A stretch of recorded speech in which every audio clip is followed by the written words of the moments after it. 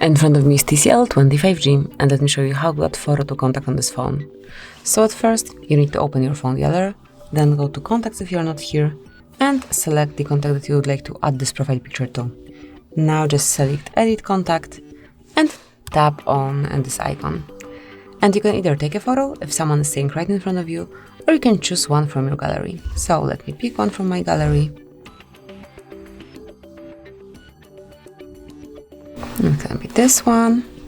And now you can crop it either with crop picture or photos application. So just pick the one that you prefer to use, and now you can customize the picture.